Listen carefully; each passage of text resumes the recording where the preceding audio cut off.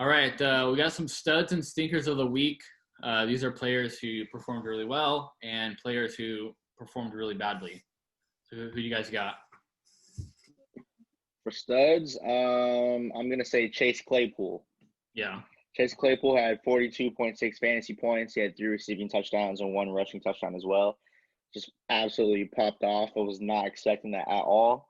Yeah. Adam Rank predicted that, so I was thinking he was just wrong because he's a Bears fan. So whenever he says something, I kind of just shrug it off. But he was right. He called that one. Chase Claypool, he absolutely exploded. That was a crazy game for sure. Yeah.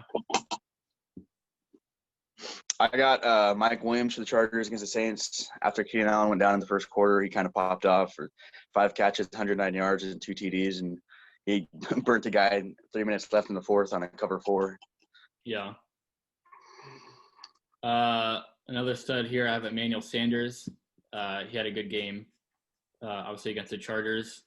With the lack of Michael Thomas out, he's been pretty good for the past few weeks. I think last two weeks he had 15 points, and then this week 24.2 points. He had 12 receptions for 122 yards, and he almost had a touchdown too.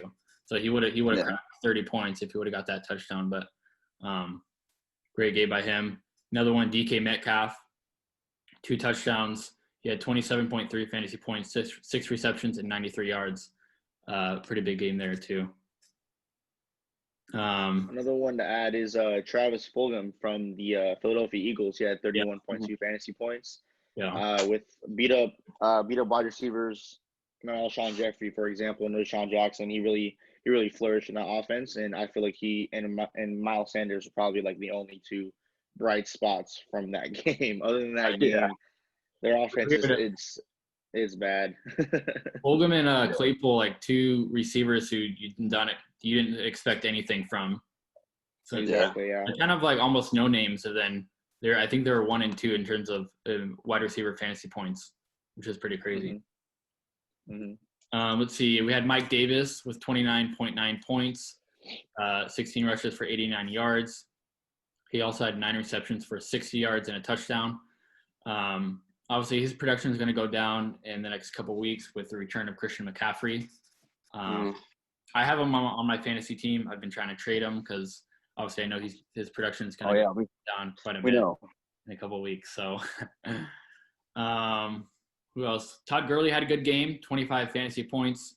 He had 121 rushing yards and a touchdown, as well as 4 receptions for 29 yards. Who else here? Adam Thielen had. Go ahead.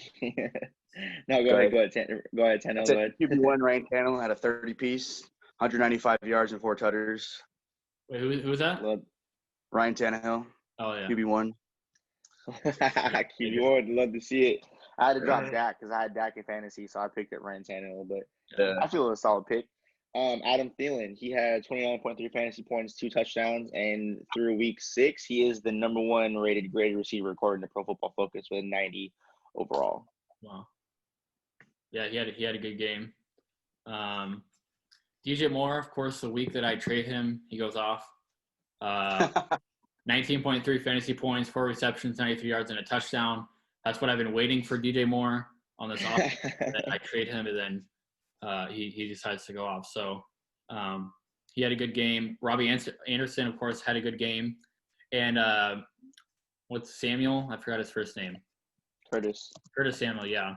I think he had like 11 points, but it was a good day all around for Panthers wide receivers. And also Jamison Crowder, he's low-key a sleeper. He's never had less than 17 fantasy points.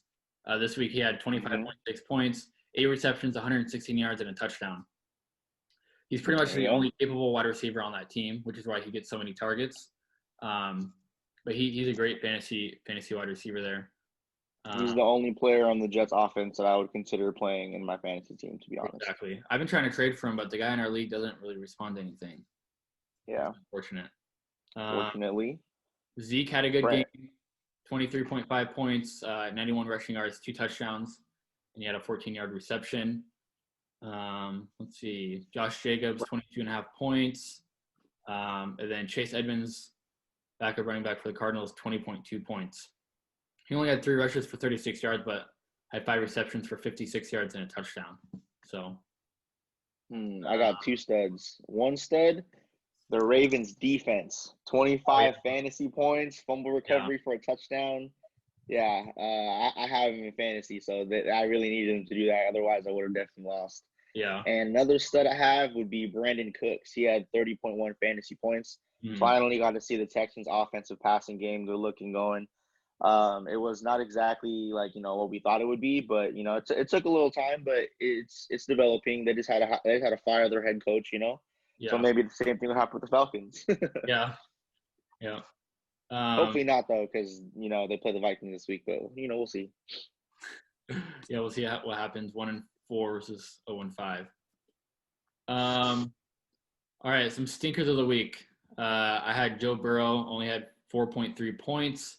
He had 183 yards and a pick. So not a good day through the air for Joe Burrow. And he was a capable fantasy starter. A lot of people were streaming him, but didn't produce very much with only 4.3 points. The stinker I have is Deontay Johnson. Many people had him as a flex option. 1 catch for -2 yards and 0.8 points. Yeah. Nothing you want to see there. He did get hurt too, so it is what it is. Yeah. the numbers are still there. Like it is. Exactly. For me, my stinker is going to be Zach Ertz. He had 1.6 fantasy points, and I feel like this is just a conversation we have week in, week out. Zach Ertz is disappointing. If he's on my team, I'm definitely looking to trade him. If I can't trade him, like he might be cut worthy. He might be welcome to Dumpsterville, but I mean, 1.6 fantasy points as a tight end, you can get more for that from streaming. Oh yeah, another tight end with 1.6 points, Dalton Schultz, 1 reception for 6 yards. So he was looking really up for a lot of fantasy people this upcoming week, but he just didn't produce very much. Obviously, Dak going down might have played a part in that. But yeah, not a good week for Dalton Schultz. Another stinker, 49ers defense, -4 points. They had 43 points to the Miami Dolphins. And you started them, didn't you, Josh? I did, and Dalton Schultz. They almost cost me this week. Yeah, you still got the dub, luckily. But guess what? I had another stinker, Terry McLaurin. Yes. 5.6 points, 3 catches, 26 yards. Scary Terry, come on now. You just had all the teams on your team, but you still pulled out the dub. I mean, I had Zeke, Gurley, Minshew had a good game. Yeah. Keenan Allen had a really good first quarter. Yeah. Unfortunate, on pace for 40, but it's whatever. Another stinker of the week, Justin Jefferson, 5.3 points, 3 receptions, 23 yards. You would have thought he had a lot more yardage, receptions this week against Seattle's defense, but they decided to stick it on the ground, fairly so, because the ground game was working really good against Seattle's defense, so they just weren't throwing the ball very much. But Justin Jefferson with a stinky week here. Mm-hmm. I have George Kittle here. Yeah, I was really high on him too. But I have George Kittle this week. Yeah. He had 8.4 fantasy points. For most people who is drafted his ADP first 3 rounds was definitely one of those players you should have had your eye on. And so far, he just hasn't panned out. Besides that 1 week with 40-point game.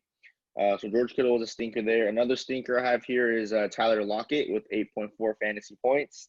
Yeah. You would have figured against a young secondary of the Minnesota Vikings that the Seattle team would have really exploited that and threw the ball a lot. So that was a little bit surprising for me too. I was expecting a bigger game from Tyler Lockett, to be honest. You think every year Seattle versus Minnesota, you think it's going to be a high-scoring game for some reason, but it never is. It's always very, very low-scoring game. It was 10-0 at halftime. 13. Was it 13-0? It was 13-0 at halftime, 13-0 at halftime, yeah. But every year, man, it's just a low-scoring game. Very big defensive battle with 2 not very good defenses. So it's just always a battle with those 2 teams. So let's see. Another stinker of the week, Joshua Kelly with the exit of Austin Eckler. You thought Joshua Kelly was going to have a big game on the ground, maybe catch some passes through the air, but just didn't get it done. 4.8 fantasy points, 29 rushing yards, and 1 reception for 9 yards. He was a big pickup on waivers this past weekend because of the exit of Austin Eckler. Just wasn't able to get the job done. Hmm. Another stinker is DJ Chark. He had 4.6 fantasy points. He did get hurt, but he didn't get hurt to the last 2 minutes of the fourth quarter, so he really played the entire game essentially. Yeah. He just wasn't getting the targets like that. I was really disappointed in that game. I was expecting him to have a bigger game versus Houston, but it is what it is. You know, I look forward till next week. Yeah.